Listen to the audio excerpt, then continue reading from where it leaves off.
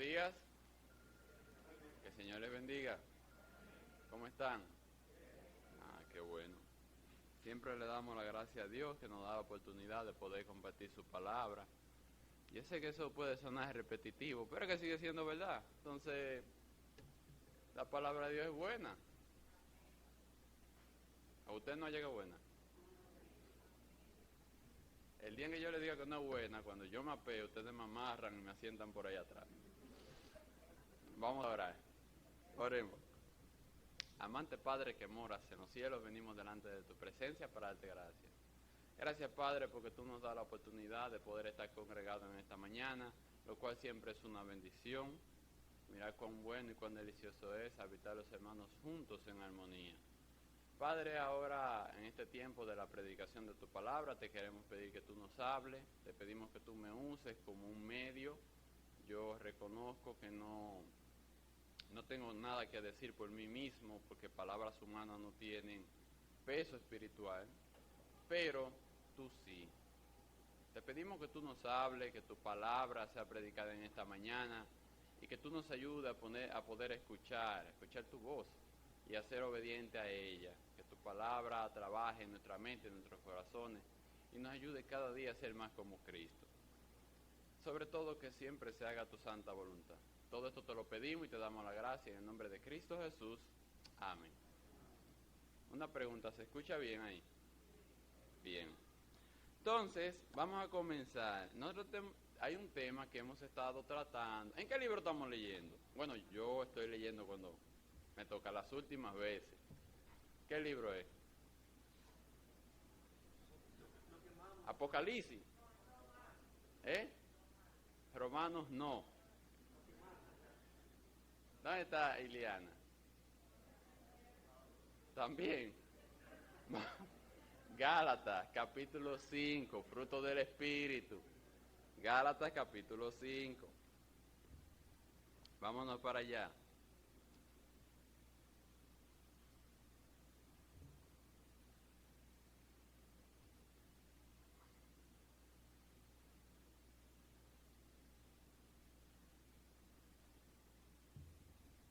Hemos estado tratando el fruto del Espíritu y leemos Gálatas capítulo 5, versículo 16. Dice, digo pues, andad en el Espíritu y no satisfazgáis los deseos de la carne. Brincamos al 22. Dice, mas el fruto del Espíritu es amor, gozo. Espérate, díganlo conmigo. Gálatas 22 y 23, a la cuenta de 3. 1, 2 y 3. Mas el fruto del Espíritu es amor, gozo, paz, paciencia, benignidad, bondad, fe, mansedumbre, templanza. Contra tales cosas no hay ley. Hemos estado tratando el tema del fruto del Espíritu. Yo no sé si ustedes se acuerdan, pero ya lo tratamos casi todo. El amor, gozo, paz, paciencia, benignidad, bondad, fe, mansedumbre, y hoy vamos a tratar la templanza. Ahora, hay algunos puntos. Yo estaba preocupado porque yo dije, bueno, yo he dicho esto tantas veces que ya se van a cansar los hermanos, pero es bueno repetir, sí. Hay algunos puntos que hay que tomar en cuenta antes de entrar en materia con relación al fruto del Espíritu. Y es lo que dice en el versículo 16. Digo pues, andad en el Espíritu y no satisfagáis los deseos de la carne. Porque el fruto del Espíritu se manifiesta cuando estamos viviendo en el Espíritu, cuando estamos siendo guiados por el Espíritu Santo, cuando nos entregamos de una manera completa a la voluntad de Dios. Entonces, antes de hablar de del fruto del Espíritu, hay algunos detallitos que tomar en cuenta. Aquí dice, digo pues, andad en el Espíritu. Número 1 es una orden. ¿Se acuerdan de eso? Es una orden. Es Dios que nos está hablando a nosotros. Y eso hay que saberlo comprender porque muchas veces uno cree que es un consejo. Pues es diferente. Un consejo es algo que tú haces si tú quieres. Una orden es algo que tú tienes que hacer porque una autoridad superior te lo está mandando. Entonces es una orden, andar en el Espíritu. Número 2, es posible. Sí, es posible andar en el Espíritu, porque podemos cometer el error de decir, no, eso era Pablo, muchacho, y Moisés, que esa gente, Dios les dio como un don para que ellos sean así como bien relacionado con Dios. No, usted también puede ser un Pablo, un Moisés o cualquier cosa, porque no era en ellos donde estaba la gracia, era en Dios. Y Dios puede hacer grandes cosas con cualquiera de nosotros. Entonces, andar en el Espíritu es posible. Y número 3, decíamos que es voluntario, pero hacíamos la aclaración. Cuando decimos que es voluntario, no estamos diciendo que usted lo hace si usted quiere, porque no, al principio dijimos que era una orden. Decimos que es voluntario en el sentido de que usted tiene que disponérselo.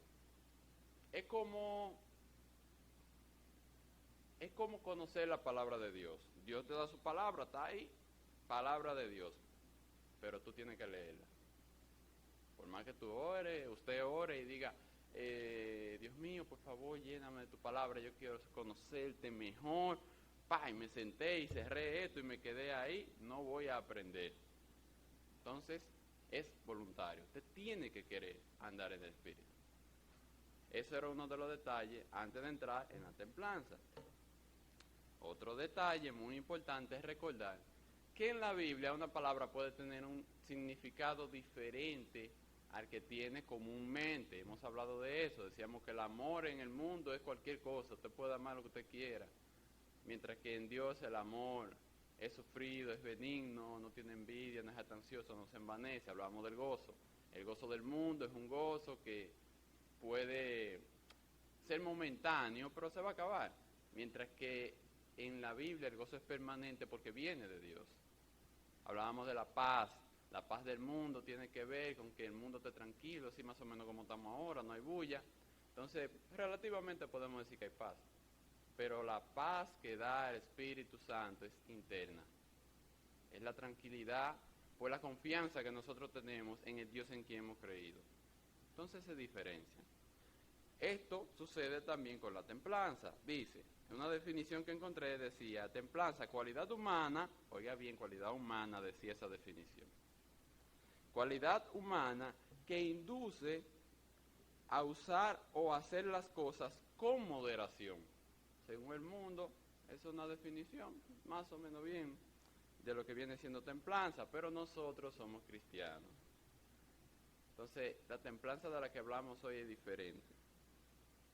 Cuando investigaba sobre este tema, encontré que viene del griego enkrateia, que significa dominio propio o disciplina.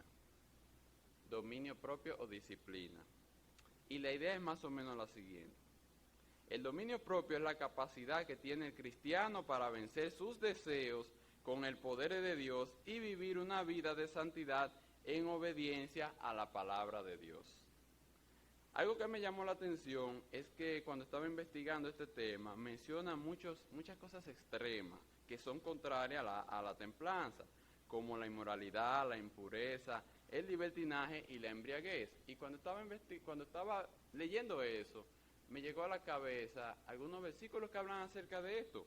Romanos capítulo 7, versículo del 15 al 19. Vamos para allá. Romanos 7,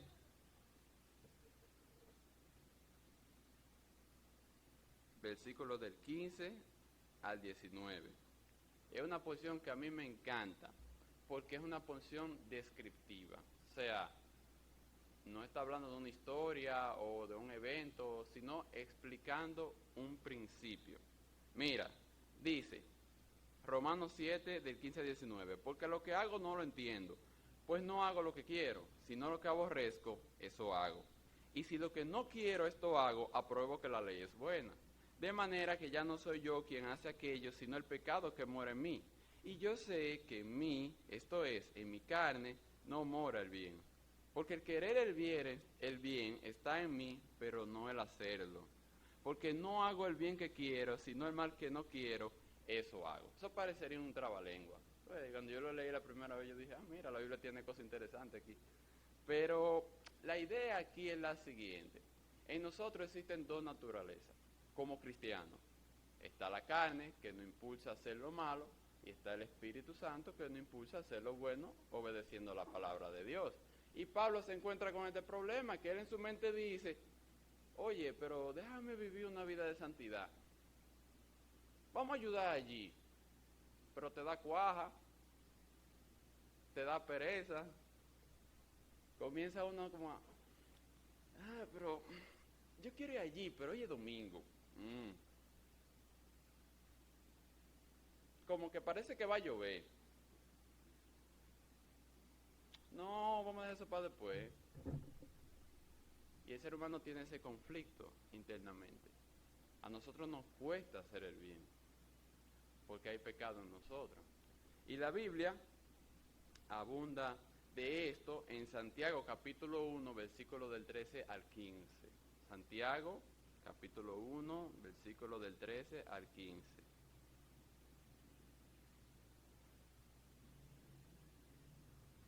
Otra porción muy clara que dice de la manera siguiente: cuando alguno es tentado, no diga que es tentado de parte de Dios, porque Dios no puede ser tentado por el mal, ni Él tienta a nadie, sino que cada uno es tentado cuando de su propia concupiscencia es atraído y seducido. Entonces la concupiscencia, después que ha concebido, da a luz el pecado, y el pecado, siendo consumado, da a luz a la muerte. O sea, nosotros no podemos, en buen dominicano, echarle la culpa a Dios de lo malo que nosotros somos, sino que, como bien decíamos, hay pecado en nosotros.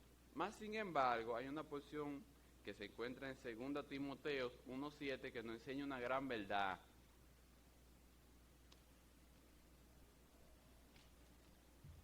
Segunda Timoteo 1:7, que dice: porque no nos ha dado Dios, ese yo quiero que ustedes lo lean conmigo. Segunda Timoteo 1:7 dice: porque no nos ha dado Dios espíritu de cobardía, sino de poder, de amor y de dominio propio. Dios nos ha dado poder. Nosotros tenemos la capacidad de tener la victoria sobre el pecado. Nosotros tenemos la capacidad de tener la victoria, pero con el poder de Dios. Y esto lo vamos a seguir viendo, algunos ejemplos de templanza en la Biblia. Yo no le dije al principio de la predicación, pero agarre bien su Biblia porque hoy vamos a leer mucho. Pero hoy vamos a romper el récord, porque vamos a ver un ejemplo de templanza que cada vez que yo lo leo a mí me llama la atención y ahí no hay desperdicio. Vamos a ir a Hechos. Vamos a Hechos capítulo 7.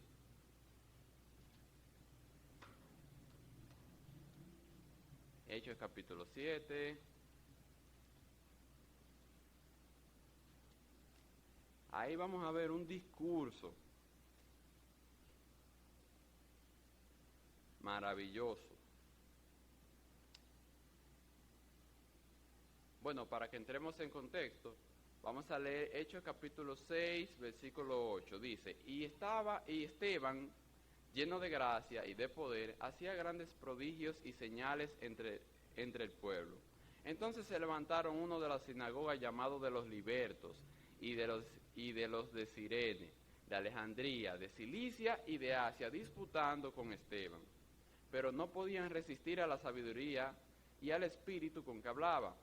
Entonces sobornaron a unos para que dijesen que se le había oído hablar palabras blasfemas contra Moisés y contra Dios.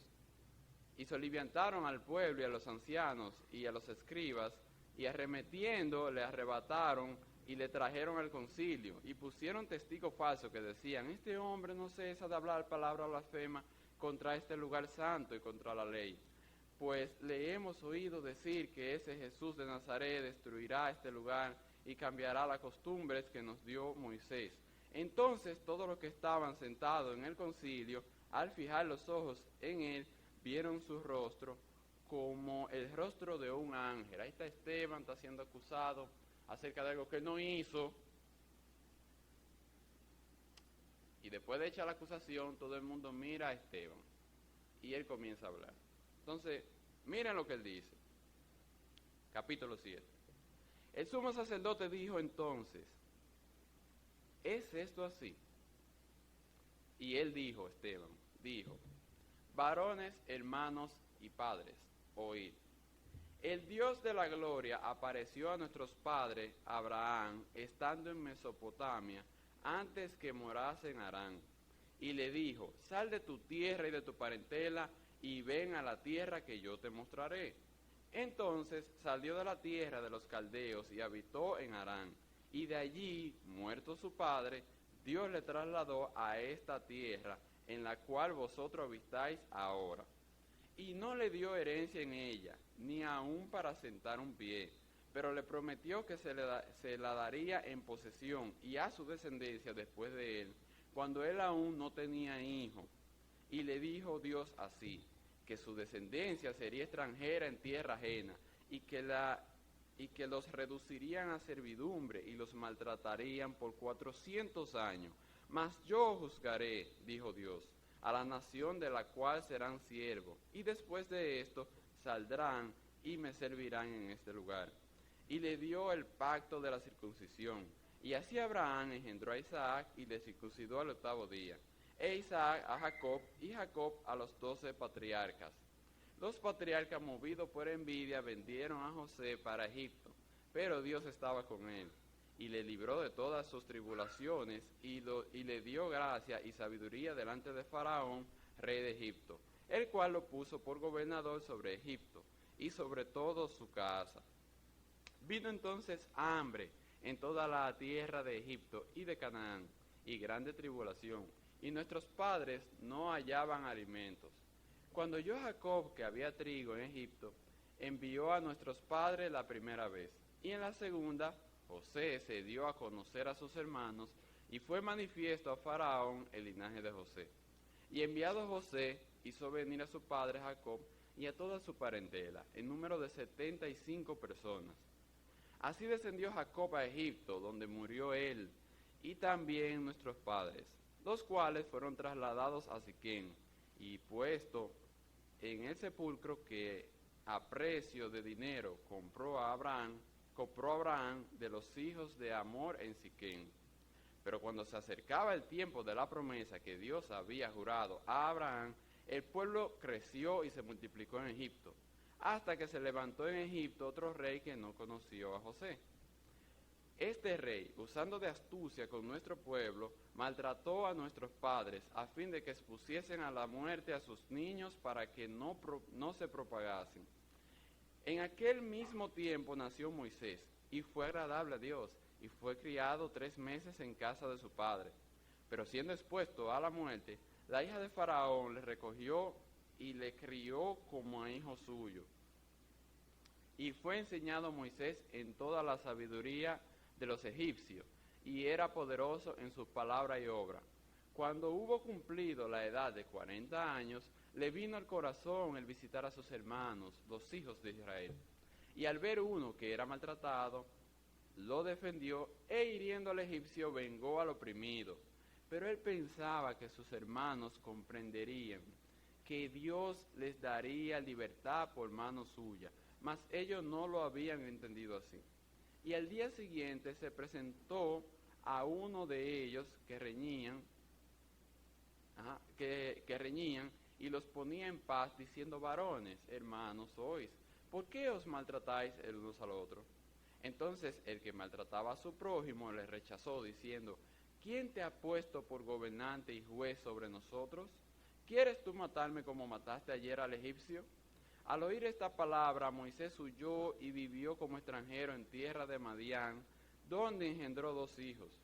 Pasados 40 años, un ángel se le apareció en el desierto del monte Sinaí, en la llama de fuego de una zarza. Entonces Moisés, mirando, se maravilló de la visión, y acercándose para observar, vino a él la voz del Señor: yo soy el Dios de tu padre, el Dios de Abraham, el Dios de Isaac, el Dios de Jacob. Y Moisés, temblando, no se atrevía a mirar. Y le dijo el Señor: quita el calzado de tus pies, porque el lugar en que estás es tierra santa.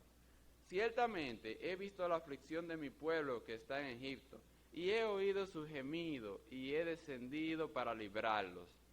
Ahora, pues, ven, te enviaré a Egipto. A este Moisés, a quien había rechazado, diciendo: ¿quién te ha puesto por gobernante y juez? A este lo envió Dios como gobernante y libertador por mano del ángel que se le apareció en la zarza. Este lo sacó habiendo hecho prodigios y señales en tierra de Egipto, y en el mar Rojo, y en el desierto por 40 años. Este Moisés es el que dijo a los hijos de Israel: profeta os levantará el Señor vuestro Dios de entre vuestros hermanos, como a mí, a él oiréis.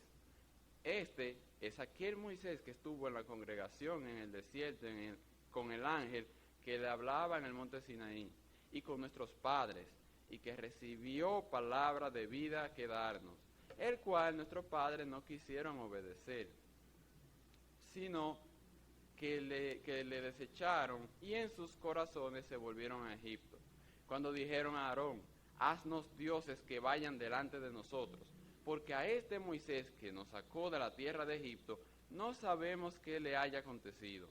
Entonces hicieron un becerro, ofrecieron sacrificio al ídolo, y en las obras de sus manos se regocijaron. Y Dios apartó y los entregó a que rindiesen culto al ejército del cielo, como está escrito en el libro de los profetas. ¿Acaso me ofrecisteis víctimas y sacrificios en el desierto por 40 años, casa de Israel? Antes bien, llevasteis el tabernáculo de Moloc y la estrella de vuestro dios Refán, figuras que os hicisteis para adorarlas. Os transportaré pues más allá de Babilonia. Tuvieron nuestros padres el tabernáculo del testimonio en el desierto, como había ordenado Dios cuando dijo a Moisés que le hiciese conforme al modelo que había visto, el cual, recibido a su vez por nuestros padres, lo introdujeron con Josué, al tomar posesión de la tierra de los gentiles, a los cuales Dios arrojó de la presencia de nuestros padres hasta los días de David. Este halló gracia delante de Dios y pidió proveer tabernáculo para el Dios de Jacob, mas Salomón le edificó casa. Si bien el Altísimo no habita en templos hechos de mano, como dice el profeta: el cielo es mi trono y la tierra el estrado de mis pies, y la tierra el estrado de mis pies. ¿Qué casa me edificaréis?, dice el Señor, ¿o cuál es el lugar de mi reposo? ¿No hizo mi mano todas estas cosas? Ahí vamos a hacer una pausa. Vamos a respirar.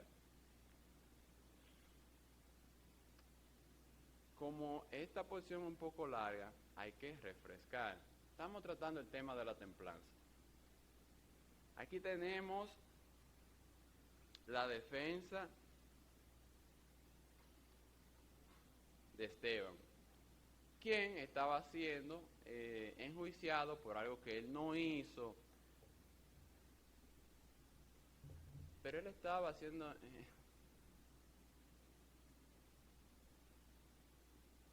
en ese tiempo la gente la mataban tan fácil. Y eso lo vemos en la Biblia. Como cualquiera le decían: mira, eso que tú dijiste no es palabra de Dios. Y venía el pueblo y te mataba, y que dijo que tú dijiste eso quedaba limpio, y tú quedabas como que tú moriste porque Dios te mandó a matar. Sin ser así.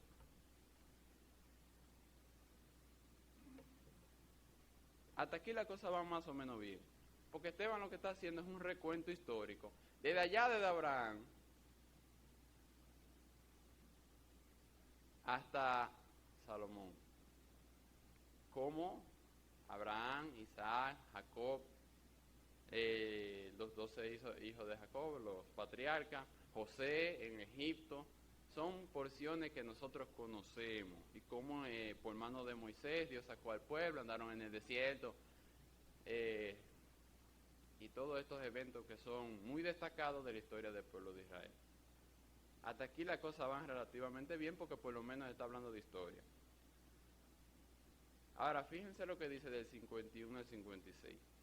Miren, dice, seguimos. Duros de servir e incircuncisos de corazón y de oído, vosotros resistís siempre al Espíritu Santo, como vuestros padres, así también vosotros. ¿A cuál de los profetas no persiguieron vuestros padres y mataron a los que anunciaron de antemano la venida del justo, de quien vosotros ahora habéis sido entregadores y matadores? vosotros que recibisteis la ley y por disposición de ángeles, y no la guardasteis. Oyendo estas cosas, se enfurecieron en su corazón y crujían los dientes contra él. Miren, si había una cosa que era fácil de darse cuenta, era que a Esteban lo iban a matar. Esa palabra que él estaba diciendo en ese momento, era como yo pararme delante de ustedes y decirle, todos ustedes son unos asesinos. Y por lo menos aquí estamos en Dominicana, aquí se relaja. Pero en ese tiempo decir una cosa así era digno de muerte. Ellos lo ponían así.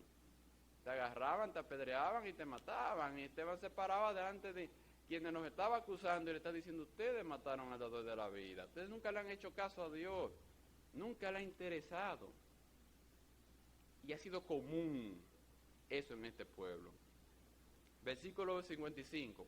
Pero Esteban, lleno del Espíritu Santo, puestos los ojos en el cielo, vio la gloria de Dios y a Jesús que estaba a la diestra de Dios. Y dijo, he aquí veo los cielos abiertos y al Hijo del Hombre que está a la diestra de Dios. Ahí nos vamos a detener a pensar un poquito. Estamos en el tema de la templanza. ¿Qué tiene esto que ver con la templanza? Bueno, que por definición la templanza es la fortaleza de carácter que Dios nos da a nosotros para que sin importar las emociones, las situaciones, los sentimientos que nos podamos encontrar, nosotros decidamos seguir siéndole fiel a Dios. Esteban, si hubiese pensado por un momento, o quizás él lo sabía, no sé, habría que estar ahí para poder saber eso, era fácil deducir que iba a tener muchos problemas. Era fácil darse cuenta que él iba a tener que pagar por esto que él estaba diciendo. Más sin embargo, Dios había puesto eso en él. Y él, miedo no lo detuvo. Y ese es uno de los temas, el miedo. Muchas veces el miedo nos detiene. Hay un ejemplo muy famoso, ustedes se acuerdan, Pedro cuando negó al Señor. Le dijeron, pero tú eres de los de ellos. No, yo no soy de los de ellos. Porque tenía miedo. Porque él dijo, ahorita me crucifican a mí igual que a él. Él tenía miedo. Él había visto todos los problemas que venía con él decir, sí, yo soy de los del Señor, yo soy de los de Jesús. Yo andaba con él. Pero debemos tener templanza y seguir adelante. Y eso es lo que vemos aquí. Él no se detuvo de decir la palabra de Dios y de decir la verdad, porque dirigido por el Espíritu Santo, el Señor le puso este mensaje en su boca y Él lo dio. Entonces la lección para nosotros es que el miedo no nos puede detener de obedecer la palabra de Dios. Continuamos. 57. Entonces ellos, dando grandes voces, se taparon los oídos y arremetieron a una contra él. Y echándole fuera de la ciudad, le apedrearon y los testigos pusieron sus ropas a los pies de un joven que se llamaba Saulo. Y apedreaban a Esteban, mientras él invocaba y decía, Señor Jesús, recibe mi espíritu. Y puesto de rodillas, clamó a gran voz, Señor, no le tomes en cuenta este pecado. Y habiendo dicho esto, durmió. Bien, el miedo. Muchas veces el miedo nos puede detener. Pero yo pensando en este juicio, ¿cuántas cosas me llegarían a mí a la cabeza si yo estuviera sentado en ese banquillo? Miren, por lo menos de manera particular y siendo honesto, una de las cosas que yo pensaría sería en la venganza. Yo diría, pero ven acá, si yo estoy aquí diciendo la verdad, se me está juzgando por algo que yo no he hecho, y lo que yo estaba haciendo era el bien, y por alguna razón estos que me están juzgando a mí, están quedando ellos como lo bueno. Oye, pues yo quisiera arremeter contra ellos, yo quisiera arremeter porque no es justo. No es justo que tú estés haciendo lo bueno y el malo viene y te juzga a ti, entonces tú lleves el castigo encima de ti. Y hay ejemplos de la Biblia de eso. ¿Ustedes se acuerdan del caso de Jonás? Jonás no quería ir a Nínive. Y cuando la gente se arrepintió, dijo, yo sabía que tú lo ibas a perdonar, por eso era que yo no quería. Y muchas veces somos así. Entonces, pero no. Aquí el deseo de venganza no detuvo a Esteban. Otro sentimiento que a uno le podría llegar sería la impotencia. de decir, pero ¿cómo es posible que aún haciendo lo correcto a ti te vaya mal? Es que no hay justicia en el mundo. Y yo creo que esa es una sensación que todos sentimos en algún momento. Y otra sensación que a uno le llega a veces es lástima. De decir, pero ¿por qué me hacen eso a mí? ¿Por qué? ¿Cómo es eso? Se agarran a un ladrón y lo meten preso.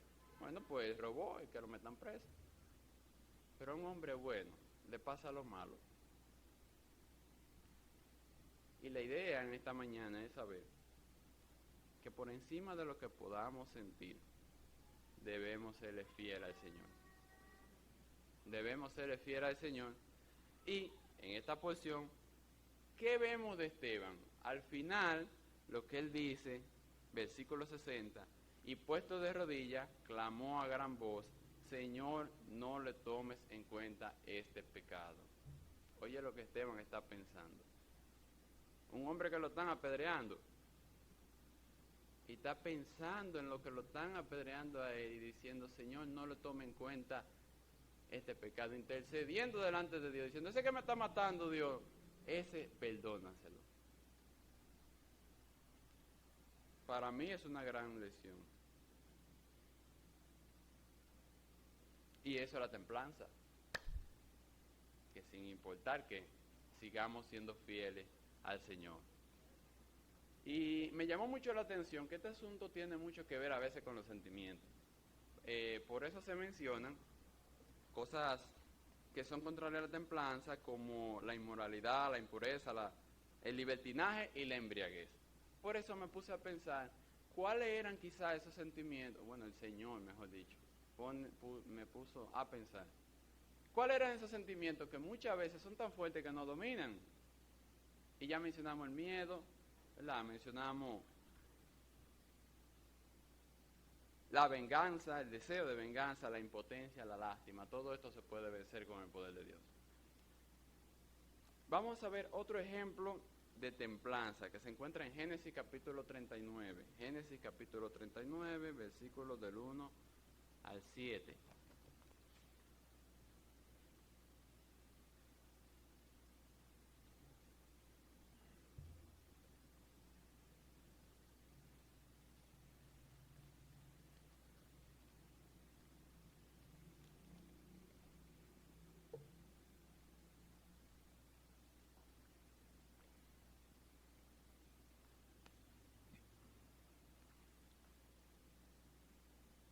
Génesis 39 del 1 al 7, dice así. Llevado pues José a Egipto, Potifar, oficial de Faraón, capitán de la guardia, varón egipcio, lo compró de los ismaelitas que lo habían llevado allá.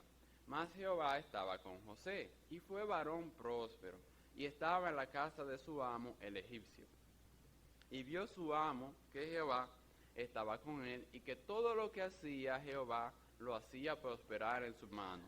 Hacía yo José gracia en sus ojos, y le servía. Y él le hizo mayordomo de su casa, y entregó en su poder todo lo que tenía. Y aconteció que desde cuando le dio el encargo de su casa y de todo lo que tenía, Jehová bendijo a la casa del egipcio a causa de José. Y la bendición de Jehová estaba sobre todo lo que tenía, así en casa como en el campo. Y dejó todo lo que tenía en manos de José, y con él no se preocupaba de cosa alguna, sino del pan que comía. Y era José de hermoso semblante y bella presencia. Aconteció después de esto que la mujer de su amo puso sus ojos en José y dijo, duerme conmigo. Aquí se nos presenta otro panorama diferente. Tenemos el caso de José. José es vendido por sus hermanos, conocemos la historia. Potifar lo compra como esclavo. José viene a trabajar a la casa de Potifar. José la pega toda, el Señor está con él. José planta una plantica, a los par de días ya está dando mango. José, planta un aguacate, tenemos aguacate. José cuida a los animales, los animales se ponen todo gordos. José comienza a llevar la contabilidad, se deja de desaparecer el dinero. Y Potifar dice, no, pues este es el hombre, vamos a ponerlo adelante, es un buen administrador, es una persona que tiene gracia y todo lo que hace le sale bien. Y lo ponen como el jefe. Potifar, un hombre poderoso. Y viene la esposa de Potifar y se le insinúa a José. Si uno se pone a pensar, la posición en la que estaba José, eso vendría siendo una tentación muy grande. Y en ningún lado decía que la esposa de Potifar fuera fea, aunque tampoco dice que fuera bonita. Pero la idea es que él tenía todo a su favor. Él podía mandar a los demás, tú vete a cortar la caña, tú vete para allí, tú vete para el pueblo a buscar algo y vuelve para acá después. Pero ¿qué es lo que hay en la mente de José? Versículo 8. Y él no quiso, y dijo a la mujer de su amo, he aquí que mi señor no se preocupa conmigo de lo que hay en casa, y ha puesto en mi mano todo lo que tiene. No hay otro mayor que yo en esta casa, y ninguna cosa me ha reservado sino a ti, por cuanto tú eres su mujer. ¿Cómo pues haría yo tan gran mal y pecaría contra mi Dios? Oye bien, José está botado para allá, vendido porque lo vendieron. Está en un pueblo extraño donde nadie lo conoce. O sea, nadie lo puede corregir, decirle, José, pero tú sabes que nosotros los judíos no hacemos ese tipo de cosas. Tiene todo el poder del mundo dentro de esa casa. Me imagino yo que será una casa grandísima. Y en la mente de José, lo que está es Dios. Él está diciendo, a mí no me importa donde yo esté, Dios me está viendo, porque está conmigo. Y esa era su prioridad, eso era lo que estaba en su corazón. Entonces sí se puede vencer la tentación. Sí se puede porque Dios está con nosotros. Y Dios nos da la salida. Y Él nunca nos va a probar más de lo que nosotros podamos resistir. En Hebreos capítulo 12, versículo 1, pienso que describe muy bien lo que estaba pasando en esta situación. Hebreos 12, 1 y 2.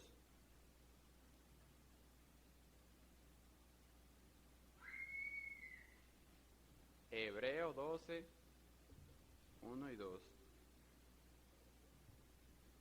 Dice de la manera siguiente, por tanto, nosotros también, teniendo en derredor nuestro tan grande nube de testigos, despojémonos de todo peso y del pecado que nos asedia y corramos con paciencia la carrera que tenemos por delante. Y aquí viene la parte, puesto los ojos en Jesús, puesto los ojos en Jesús, el autor y consumador de la fe, el cual por el gozo puesto delante de él sufrió la cruz, menospreciando lo oprobio, y se sentó a la diestra del trono de Dios. Así tenemos que vivir nosotros, puestos los ojos en Jesús.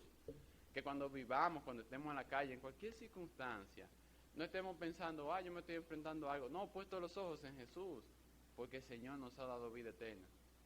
El Señor es nuestro libertador, y el Señor es nuestra guía. Ese tiene que ser el modelo que nosotros tengamos. Y cuando nosotros tenemos los ojos puestos en Jesús, pasa lo siguiente. Hay un asunto que se llama percepción. Dios tiene todo el valor del mundo. ¿Usted cree en Él o usted no cree en Él? Dios es Dios y está sentado en su trono, desde el principio hasta el fin, por los siglos de los siglos. Ahora, nosotros como seres humanos, seres limitados, no vemos eso así. Nosotros tenemos una visión limitada. Y cuando tenemos los ojos puestos en Jesús, es cuando verdaderamente apreciamos la grandeza de Dios, de manera que las cosas de Dios pasan a un primer plano y todo lo demás queda por debajo. Eso es lo que nosotros debemos de hacer, vivir con los ojos puestos en Jesús. Seguimos con el tema de la templanza.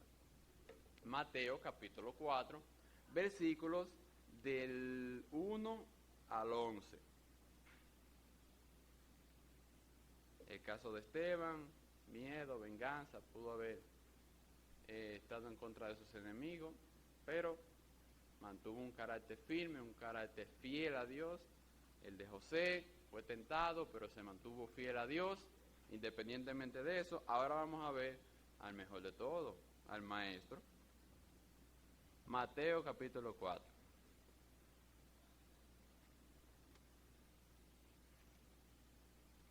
Dice de la manera siguiente, vamos a leerlo por parte, primero del 1 al 4, después del 5 al 7 y después del 8 al 11. Dice, Mateo 4, del 1 al 4. Entonces Jesús fue llevado por el Espíritu al desierto para ser tentado por el diablo.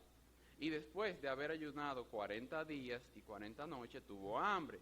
Y vino a él el tentador y le dijo, si eres hijo de Dios, di que estas piedras se conviertan en pan. Él respondió y dijo, escrito está, no solo de pan vivirá el hombre, sino de toda palabra que sale de la boca de Dios. Aquí tenemos otra escena. El Señor Jesucristo está en el desierto, 40 días sin comer, 40 noches. Un ayuno. Él como Dios sabe todas las cosas. Eso era lo que correspondía en ese momento. Viene Satanás y le hace una petición que yo le voy a decir la verdad. Parece la petición más lógica del mundo.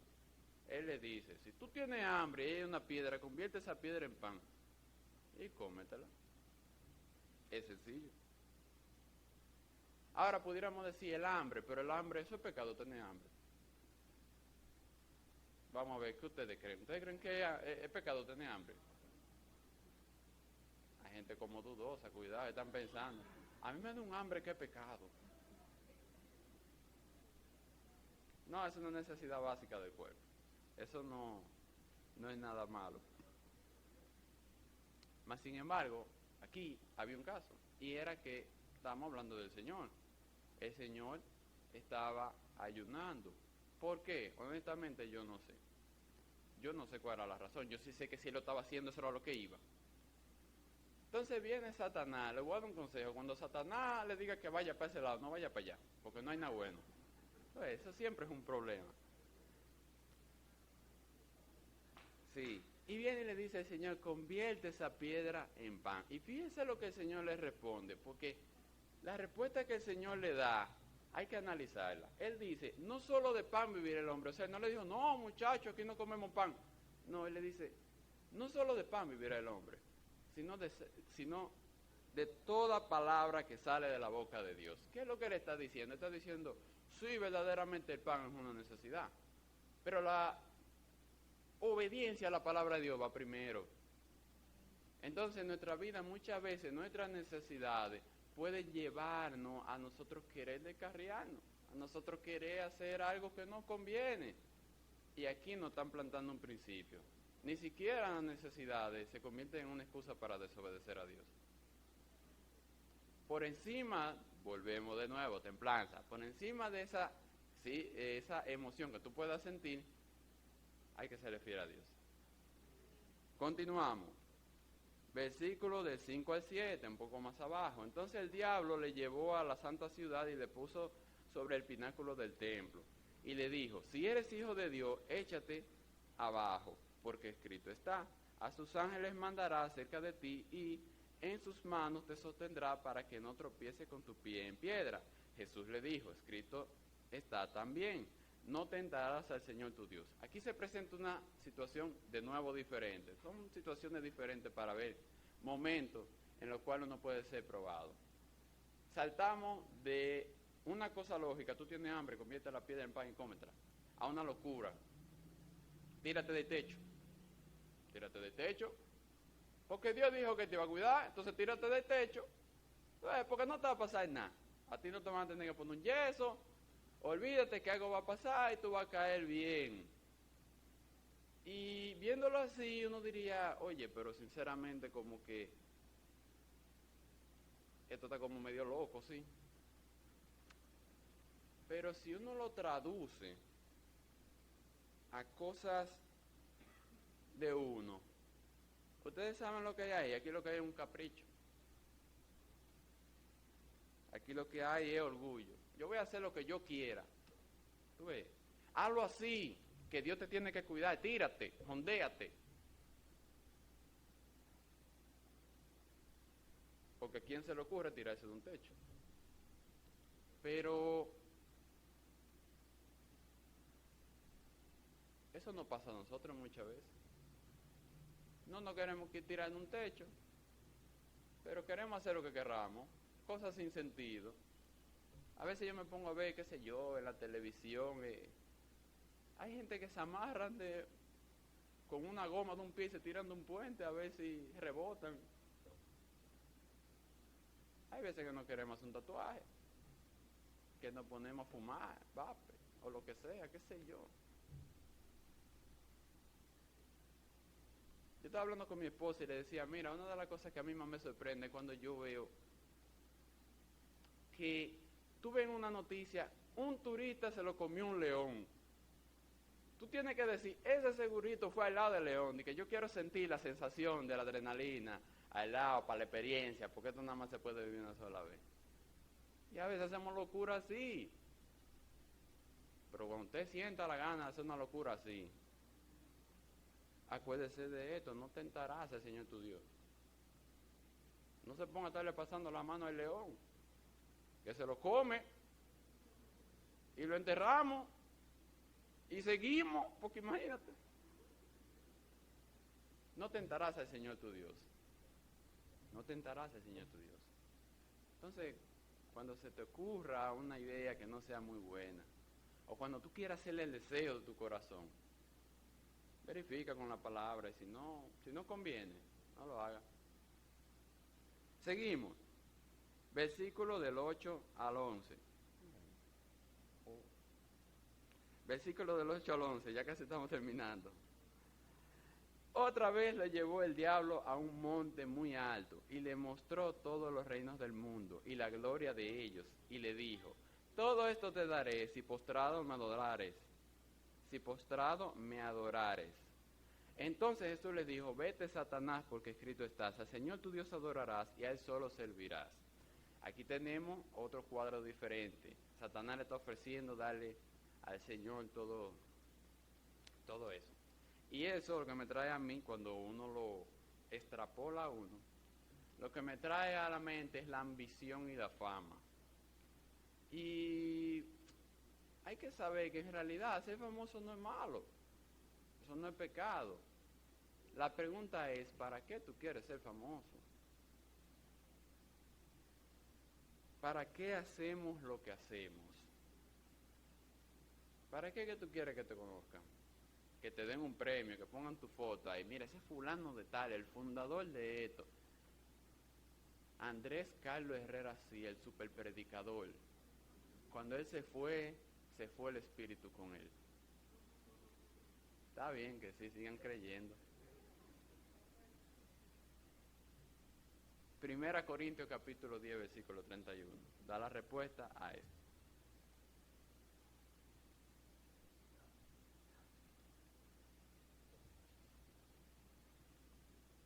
Primera Corintios 10, 31. Yo quiero que ese versículo lo leamos todos. 1, 2 y 3. Si pues coméis o bebéis o hacéis otra cosa, hacedlo todo para la gloria de Dios. Eso era lo que el Señor estaba respondiendo. Esos pueblos, sí, claro, bueno, puede ser, hay unos pueblos ahí, sí. Al Señor tu Dios adorarás y a Él solo servirás. Necesitamos templanza. Esos son ejemplos bíblicos de momentos extremos, podríamos decir así, en los cuales fueron tentadas las personas para hacer lo malo y vencieron. Pero nosotros también necesitamos templanza. ¿Usted sabe por qué necesitamos templanza? Para llegar temprano a la iglesia. Necesitamos templanza para venir a la iglesia cuando está casi lloviendo. Necesitamos templanza para participar en las cosas del Señor. Que yo tengo miedo porque yo no sé para qué yo sirvo. Sí, pero siéntese ahí que lo vamos a ponerse algo. Aunque sea barrer. Digo que barrer no es poca cosa tampoco. Hay puestos que uno cree que no funcionan. Hay un famoso cuento que una vez desapareció la mujer de café y se armó un repepero en una oficina. Pero la idea es que sea miedo, sea cansancio, sea, yo no sé, lo que sea que uno sienta, por encima de todo, tenemos que hacer las cosas para la gloria de Dios. Que el Señor nos ayude a poder interiorizar esto, a poder vivir en el Espíritu, a mostrar los frutos del Espíritu, que dice al final, contra tales cosas no hay ley. Entonces, que el Señor nos ayude a tener templanza, a tener esa fortaleza de carácter para obedecerle siempre. Que el Señor les bendiga. Vamos a orar, vamos a orar. Bendito Padre que moras en los cielos, venimos delante de tu presencia para darte gracias. Gracias, Padre, por este tiempo que tú nos das a la luz de tu santa palabra. Padre, gracias. Te queremos pedir que tú nos ayudes a ponerlo en práctica, a mostrar los frutos del Espíritu, a vivir una vida que glorifique tu nombre, Padre, y a tener esa fortaleza para, independientemente de en qué terreno estemos, dónde nos encontremos, o con quién estemos, o en qué lugar, o cómo nos sintamos, te demos la gloria a ti. Que tú nos ayudes a serte fiel, a ser soldados, que caminemos hacia adelante siempre siguiéndote a ti, puestos los ojos en Jesús, el autor y consumador de la fe. Te damos gracias por este tiempo y todo esto te lo pedimos y te damos la gracia en el nombre de Cristo Jesús. Amén.